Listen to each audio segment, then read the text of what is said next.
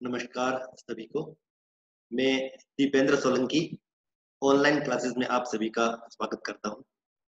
आज हम कंटिन्यू करेंगे BSc part second botany paper third का टॉपिक एंडोप्लाज्मिक रेटिकुलम। पिछली कक्षा में हमने पढ़ा था कि एंडोप्लाज्मिक रेटिकुलम जो है यह कोशिका में इस प्रकार से दिखाई देती है। इसका परिचय क्या था, यह कोशिका में कहाँ पर स्थित होती है, किस मात्रा में पाई जाती है, इसकी उत्पत्ति कैसे हुई थी, इसकी कंप्लीट स्ट्रक्चर जो है ये किस प्रकार से होती है, कौन कौन से कंपोनेंट इसमें स्थित होते हैं, कौन कौन से कंपोनेंट सिस्टर्नी, ट्यूब्यूल्स और वेसिकल्स आदि कंपोनेंट्स जो है इनकी स्ट्रक्चर किस प्रकार से होती है, सिस्टर्नी की, ट्यूब्यूल की और वेसिकल्स की, इन सभी के स्ट्रक्चर को हमने डिटेल में पढ़ा। आज हम पढ़ते हैं कि एंडोप्लाज्मिक रेटिकुलम के टाइप्स के रूप में। जैसा कि हमने कक्षा में बात की थी, एंडोप्लाज्मिक रेटिकुलम जो है दो प्रकार की होती है। पहली, जिनकी सरफेस स्मूथ प्रकार की होती है उसे हम स्मूथ ईआर कहते हैं, और जिनकी सरफेस जो है खुरदरी होती है उन्हें हम रफ ईआर कहते हैं। तो सर्वप्रथम बात करते हैं स्मूथ ईआर पर या चिकनी अंतःप्रद्रवी जालिका पर। ये चिकनी इसलिए होती है कि इनकी सतह के ऊपर राइबोसोम्स जो है ये अनुपस्थित पाए जाते हैं। यानी ये जो झिल्लियां हैं इनकी सतह पर राइबोसोम्स अनुपस्थित पाए जाते हैं, इसीलिए इनकी झिल्लियां चिकनी होती है और इसीलिए इन्हें स्मूथ ईआर कहते हैं। तो यह स्मूथ ईआर जो है कोशिका में प्लाज्मा मेम्ब्रेन से जुड़ी हुई होती है। यानी प्लाज्मा मेम्ब्रेन जो है अंदर की तरफ इनफोल्ड होती है और अंदर की तरफ लगातार फोल्डिंग करके यह स्मूथ एंडोप्लाज्मिक रेटिकुलम का निर्माण करती है। इनका निर्माण करने वाले कंपोनेंट मुख्यतः ट्यूब्यूल्स और वेसिकल्स है और उनसे बने हुए कुछ सैक लाइक स्ट्रक्चर्स होती है। तो चूंकि हमने पढ़ा था ईआर के तीन ही कंपोनेंट होते हैं, सिस्टर्नी, ट्यूब्यूल्स और वेसिकल्स। तो ईआर का निर्माण करने में इसके दो कंपोनेंट्स ट्यूब्यूल्स और वेसिकल्स जो है यह प्रमुख रूप से भाग लेते हैं। तो ये दोनों कंपोनेंट्स मिलकर जो है स्मूथ ईआर जो है इसका मुख्य भाग बनाते हैं। कोशिका जो है अलग अलग कोशिकाओं में स्मूथ एंडोप्लाज्मिक रेटिकुलम जो है इसकी मात्रा, उसकी संरचना जो है यह अलग अलग होती है। सभी कोशिकाओं में स्मूथ ईआर की संरचना और उसकी मात्रा जो समान नहीं होती है, बल्कि डिपेंड करता है कि शरीर के अंदर कौन से भाग की कोशिका है, यह कोशिका क्या कर रही है। तो उस कोशिका के प्रकार पर निर्भर करता है कि वहां पर स्मूथ ईआर की संरचना कैसी होगी, स्मूथ ईआर की मात्रा कितनी होगी। वास्तव में स्मूथ ईआर जो है यह इतना अधिक फोल्डेड होता है, मेम्ब्रेन इतनी अधिक फोल्डेड होती है कि यहाँ पर जो है सरफेस एरिया बढ़ जाता है। और इस सरफेस एरिया का काम होता है कि यहाँ पर कुछ विशेष प्रकार के एंजाइम जो है उन्हें इस सरफेस एरिया पर जो है अपनी एक्शन दिखाने का, अपना कार्य करने का जो है ये अवसर प्राप्त होता है। तो यहाँ पर बढ़ी हुई सरफेस की वजह से कुछ विशेष एंजाइम जो है यहाँ पर अपना कार्य कर सकते हैं और यहाँ पर इन्हें संग्रहित भी किया जा सकता है। तो यह जो है स्मूथ ईआर विभिन्न प्रकार के एंजाइमों को और एंजाइमों के प्रोडक्ट को संग्रहित करने का भी काम करती है। विभिन्न प्रकार के एंजाइम जो है अपनी क्रियाविधि के द्वारा कुछ प्रोडक्ट्स का निर्माण करते हैं। इन प्रोडक्ट्स का संग्रहण भी इस स्मूथ एंडोप्लाज्मिक रेटिकुलम में किया जाता है। और सामान्यतया नॉन प्रोटीन सब्सटेंसेस, यानी ऐसे सब्सटेंसेस जो सामान्यतया प्रोटीन नहीं है, उनका संश्लेषण जो है वह स्मूथ एंडोप्लाज्मिक रेटिकुलम का मुख्य लक्षण होता है। प्रोटीनेसियस सब्सटेंसेस जो है यह रफ ईआर में होती है, जबकि प्रोटीनेसियस सब्सटेंसेस के अलावा यानी ऐसे पदार्थ जो प्रोटीन नहीं है उन सभी के संश्लेषण से संबंधित स्मूथ ईआर। आगे चलते हैं रफ ईआर पर, या जिसे हम वृक्ष या खुरदरी एंडोप्लाज्मिक रेटिकुलम भी कहते हैं। और इसकी सरफेस जो है इसके ऊपर राइबोसोम्स पाए, और क्योंकि इस प्रकार के सरफेस पर राइबोसोम्स पाए जाते हैं इसलिए इसकी अपीयरेंस जो है बाहर से देखने पर ये खुरदरी प्रतीत होती है, और इसीलिए हम रफ एंडोप्लाज्मिक रेटिकुलम कहते हैं। और इसका निर्माण प्रमुखतया सिस्टर्नी से होता है। जैसा कि हम पहले बात कर चुके थे कि एंडोप्लाज्मिक रेटिकुलम के तीन कंपोनेंट है, सिस्टर्नी, ट्यूब्यूल और वेसिकल्स। तो रफ एंडोप्लाज्मिक रेटिकुलम का निर्माण मुख्यतः सिस्टर्नी से होता है। ये रफ ईआर जो है न्यूक्लियर एनवेलप जो है इसके नजदीक पाई जाती है और इससे जुड़ी हुई होती है। न्यूक्लियर एनवेलप जो है बाहर की तरफ आउटफोल्ड होती है और आउटफोल्ड होकर रफ ईआर का निर्माण करने का काम करती है। और इनका मुख्य कार्य राइबोसोम्स जो है ये प्रोटीन संश्लेषण के स्थल होते हैं। तो राइबोसोम चूंकि प्रोटीन संश्लेषण से जुड़े होते हैं और इनकी सरफेस पर राइबोसोम्स पाए जाते हैं, अतः यह एंडोप्लाज्मिक रेटिकुलम जो है मुख्यतया प्रोटीन के संश्लेषण और उसके पैकेजिंग से संबंधित कार्य करने में महत्वपूर्ण भूमिका निभाती है। एक डायग्राम में थोड़ा सा देख लेते हैं। यहाँ पर आप इस डायग्राम में देख सकते हो, ये रफ एंडोप्लाज्मिक रेटिकुलम। इस रफ एंडोप्लाज्मिक रेटिकुलम के अंदर ये पार्ट तो देख रहे हो काई कलर से, ये सारे पार्ट है सिस्टर्नी और इनके सरफेस पर पाए जाते हैं राइबोसोम और सिस्टर्नी के ऊपर राइबोसोम्स पाए जा रहे हैं। इसे रफ एंडोप्लाज्मिक रेटिकुलम। जबकि स्मूथ एंडोप्लाज्मिक रेटिकुलम ये ट्यूब्यूल्स के रूप में पाए जा रहे हैं और इनकी सरफेस के ऊपर राइबोसोम्स उपस्थित नहीं है। और यहाँ पर आप देख सकते हो ट्यूब्यूल्स और वेसिकल्स पाई जाती है, जबकि रफ एंडोप्लाज्मिक रेटिकुलम में केवल और केवल सिस्टर्नी पाई जाती है। रफ एंडोप्लाज्मिक रेटिकुलम की कुछ और गुणों की बात करें,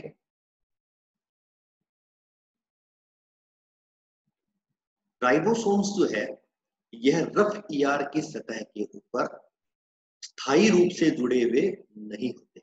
ये बहुत ही इंपॉर्टेंट टॉपिक है। कुछ बच्चों को यह कंफ्यूजन रहता है कि राइबोसोम्स जो है ये रफ ईआर की सतह पर परमानेंटली जुड़े होते हैं। तो यहाँ पर दो चीज क्लियर करने योग्य है। पहली चीज, राइबोसोम्स जो है कभी भी रफ ईआर के ऊपर स्थायी रूप से जुड़े हुए नहीं होते हैं। जब इनकी आवश्यकता होती है, प्रोटीन संश्लेषण का कार्य प्रारंभ करना होता है, उस समय राइबोसोम जुड़ जाते हैं और जब इनकी आवश्यकता नहीं होती है उस समय ये वापस इससे मुक्त हो जाते हैं। दूसरी इंपॉर्टेंट बात, राइबोसोम सदैव अपनी लार्ज सब यूनिट जो कि 60S सब यूनिट है उसके द्वारा ईआर से जुड़ते हैं। राइबोसोम हम पढ़ेंगे, स्ट्रक्चर उसमें पढ़ेंगे। राइबोसोम में दो सब यूनिट होती है, एक स्मॉल होती है और एक लार्ज होती है। तो राइबोसोम की जो लार्ज सब यूनिट है वह ईआर से आकर, और राइबोसोम्स को इन्हें जोड़ने का कार्य जो है ये कुछ प्रोटीन न्यूक्लिक एसिड कॉम्प्लेक्स करते हैं जो कि साइटोसोल की तरफ बनते हैं।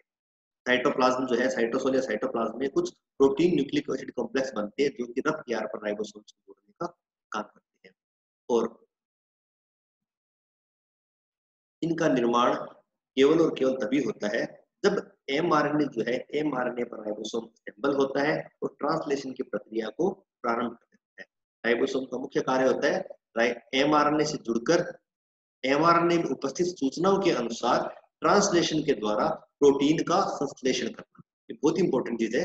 राइबोसोम का कार्य है, ये एमआरएनए से जुड़ते हैं, ये प्रक्रिया चलती है जिसे ट्रांसलेशन कहते हैं और इस ट्रांसलेशन की प्रक्रिया के द्वारा राइबोसोम जो है इन प्रोटीनों का संश्लेषण करते हैं और ये प्रोटीन जो है सिक्रेटरी पाथवे यानी स्रावी तंत्र के होते हैं। यानी जिन प्रोटीन्स का कोशिका के द्वारा श्रावण किया जाता है उन प्रोटीन का संश्लेषण सामान्यतया रफ एंडोप्लाज्मिक रेटिकुलम के द्वारा किया जाता है। और ये अधिकांश प्रोटीन जो है ये सिक्रीट होने के बाद, स्रावित होने के बाद गोल्जी कॉम्प्लेक्स में, लाइसोसोम्स में और एंडोसोम में ये स्टोर भी किए जाते हैं। रफ ईआर में सिंथेसाइज होने वाले जितने प्रकार के प्रोटीन है सामान्यतया गोल्जी, लाइसोसोम और एंडोसोम में स्टोर भी। अब हम बात करते हैं कि इनके फंक्शंस क्या है। हम दोनों प्रकार की एंडोप्लाज्मिक रेटिकुलम के फंक्शन अलग अलग देखेंगे। हालांकि कक्षा के दौरान हमने इन सभी को हमने क्लियर कर लिया, फिर भी हम इन्हें एक बार समराइज कर लेते हैं। पहला फंक्शन इसका रफ एंडोप्लाज्मिक रेटिकुलम का कि राइबोसोम्स के लिए सरफेस प्रोवाइड करते हैं। हम इसके बारे में काफी बात कर चुके हैं कि रफ ईआर के सरफेस पर राइबोफोरिन्स पाए जाते हैं जो दो प्रकार के होते हैं, राइबोफोरिन फर्स्ट और राइबोफोरिन सेकंड। ये दोनों राइबोफोरिन जो है राइबोसोम से जुड़ने के लिए सतह प्रदान करने का काम करते हैं। और क्योंकि राइबोसोम का काम होता है प्रोटीन संश्लेषण, तो ये सरफेस जो है रफ ईआर के सरफेस जो है प्रोटीन संश्लेषण के स्थल होते हैं। इनके द्वारा कुछ ग्लाइकोप्रोटीन का संश्लेषण किया जाता है। ग्लाइकोप्रोटीन में दो भाग होते हैं, ग्लाइको यानी कार्बोहाइड्रेट, प्रोटीन यानी प्रोटीन। प्रोटीन क्या समझते हो? तो कार्बोहाइड्रेट और प्रोटीन के मिलने से जो संरचना बनती है उसे कह देते हैं ग्लाइकोप्रोटीन। तो चूंकि हमने पढ़ा था रफ ईआर में प्रोटीन का संश्लेषण होता है, तो ये संश्लेषित जो प्रोटीन है इन प्रोटीन के साथ शुगर को लिंक किया जाता है, यानी कार्बोहाइड्रेट को लिंक किया जाता है, कार्बोहाइड्रेट को जोड़ दिया जाता है। तो इन संश्लेषित प्रोटीन के साथ कार्बोहाइड्रेट के जुड़ने से बनी हुई संरचनाएं ग्लाइकोप्रोटीन्स कहलाती है और इनका निर्माण रफ ईआर में प्रारंभ होता है और फाइनली गोल्जी कॉम्प्लेक्स तक जाते जाते यह कार्य पूर्ण होता है। तो इस प्रकार ग्लाइकोप्रोटीन प्रोटीन के बनने की प्रक्रिया रफ यार्ड से स्टार्ट होती है और गोल्गी कॉम्प्लेक्स में जाकर पूर्ण होती है। ये कुछ प्रिकर्सर्स का संश्लेषण करते हैं। प्रिकर्सर्स यानी पूर्ववर्ती पदार्थों का संश्लेषण करते हैं। तो इनके द्वारा कुछ एंजाइम जो है उनके प्रिकर्सर का संश्लेषण होता है। प्रिकर्सर का मतलब होता है ये एंजाइम जब संश्लेषित होते हैं प्रिकर्सर के रूप में संश्लेषित होते हैं और ये सक्रिय रूप से कार्य करने में सक्षम नहीं होते, इन्हें एंजाइम प्रिकर्सर कहते हैं। इनका संश्लेषण तैयार होता है और ये एंजाइम जो है इनका संश्लेषण लाइसोसोम के लिए होता है। ये एंजाइम संश्लेषण के होने के बाद ये लाइसोसोम का निर्माण करने में भाग लेते हैं और इस कार्य में गोल्गी कॉम्प्लेक्स की महत्वपूर्ण भूमिका होती है। इसके द्वारा स्मूथ ईआर का फॉर्मेशन होता है। स्मूथ ईआर कुछ भी नहीं है कि अगर रफ ईआर जो है इससे राइबोसोम्स अलग हो जाते हैं तो इससे बनने वाली संरचनाएं स्मूथ ईआर कहलाती है। तो राइबोसोम इससे अलग होकर स्मूथ ईआर का निर्माण करते हैं। अब बात करते हैं स्मूथ ईआर के फंक्शन। तो बहुत इंपॉर्टेंट चीज है। जैसा कि हमने बताया स्मूथ ईआर में राइबोसोम्स नहीं पाए जाते। तो प्रोटीन के अलावा जो लिपिड का मेटाबॉलिज्म होता है, कार्बोहाइड्रेट का मेटाबॉलिज्म होता है, इन दोनों के अंदर स्मूथ ईआर की मुख्य भूमिका होती है। यानी काम बंटा हुआ है, वर्क का डिस्ट्रीब्यूशन कर लिया है। रफ ईआर जो है प्रोटीन के मेटाबॉलिज्म से संबंधित होती है, जबकि स्मूथ ईआर जो है ये लिपिड और कार्बोहाइड्रेट के मेटाबॉलिज्म से संबंधित होती है। डिटॉक्सिफिकेशन को हम यहाँ पर देखेंगे अभी। यह सामान्यतया जो लीवर सेल्स होती हैं और गोनेट सेल्स होती है, गोनेट सेल्स यानी जो जनन क्रिया से संबंधित कोशिकाएं होती है, इनके अंदर ये बहुतायत से पाई जाती है।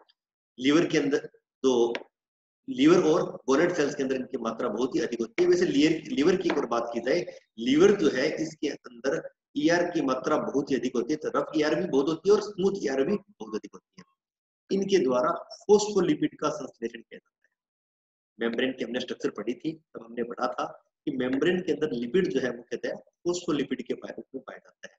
तो इन फोस्फोलिपिड का संश्लेषण जो है यह भी स्मूथ एंडोप्लाज्मिक रेटिकुलम में किया जाता है। कुछ सेल्स जिनसे कुछ विशिष्ट पदार्थों का स्रावण किया जाता है, जैसे कि टेस्टिस जो है, ओवरी है, या स्किन के अंदर पाई जाने वाली ऑयल ग्लैंड्स हैं, इनके द्वारा स्रावित होने वाले पदार्थ जो है इनके निर्माण में स्मूथ ईआर की बहुत ही महत्वपूर्ण भूमिका होती है। अब यहाँ पर बात करते हैं डिटॉक्सिफिकेशन की, तो हमने यहाँ भी पढ़ा था। डिटॉक्सिफिकेशन का मतलब ये होता है निराविषीकरण। हम कुछ हार्मफुल मटेरियल जैसे ड्रग्स लेते हैं, पॉइजन लेते हैं, कुछ दवाइयां जो हम लेते हैं उन दवाइयों के कुछ साइड इफेक्ट्स होते हैं और इन साइड इफेक्ट्स के उपरांत जो है कुछ ऐसे पदार्थ बनते हैं जो हमारे शरीर के लिए नुकसानदायक भी हो सकते हैं। तो ये जो पदार्थ हैं, इन सभी पदार्थों को डिटॉक्सिफाई करने का काम, इन्हें जो है निष्क्रिय करने का काम जो है लीवर में किया जाता है और इसके अंदर स्मूथ एंडोप्लाज्मिक रेटिकुलम की भूमिका बहुत ही महत्वपूर्ण होती है और इन पदार्थों को हार्मफुल मटेरियल से हार्मलेस मटेरियल में कन्वर्ट किया जाता है और फाइनली इसे कोशिका के द्वारा इसे बाहर निकाल दिया जाता है, इसे एक्सक्रीट कर दिया जाता है। तो ये बहुत ही महत्वपूर्ण कार्य है जो स्मूथ एंडोप्लाज्मिक रेटिकुलम के द्वारा किया जाता है। अगर यह कार्य नहीं किया जाए तो जो विषैले पदार्थ हैं, जो ड्रग्स के जो दुष्प्रभाव हैं, वो हमारे शरीर के अंदर प्रकट होने लग जाएंगे और हमारा शरीर जो है अस्वस्थ होने लग जाएगा। यानी कोशिका की सफाई करने का काम, विषैले पदार्थों से रिमूव करने का काम, जिसे हम डिटॉक्सिफिकेशन करते हैं, इस कार्य में स्मूथ एंडोप्लाज्मिक रेटिकुलम की बहुत ही महत्वपूर्ण, यानी सेलुलर लेवल पर इन पदार्थों को कोशिका से बाहर करने का काम जो है ये स्मूथ एंडोप्लाज्मिक रेटिकुलम के द्वारा किया जाता है। फॉर्मेशन ऑफ ऑर्गेनल्स, यह भी बहुत ही महत्वपूर्ण भाग है। कोशिका के अंदर जितने भी कोशिकांग होते हैं वो सभी झिल्लियों से बने होते हैं और ये झिल्लियां जो है इनके अंदर विशेष प्रकार के एंजाइम पाए जाते हैं। अगर झिल्लियों के अंदर श्वसन से संबंधित एंजाइम है तो माइटोकॉन्ड्रिया कह दिया, फोटोसिंथेसिस से एंजाइम है तो उसे हम क्लोरोप्लास्ट कह देते हैं। तो इस प्रकार सभी प्रकार के सेल ऑर्गेनल अल्टर जो मुख्य रूप से झिल्लियों से बने हुए होते हैं।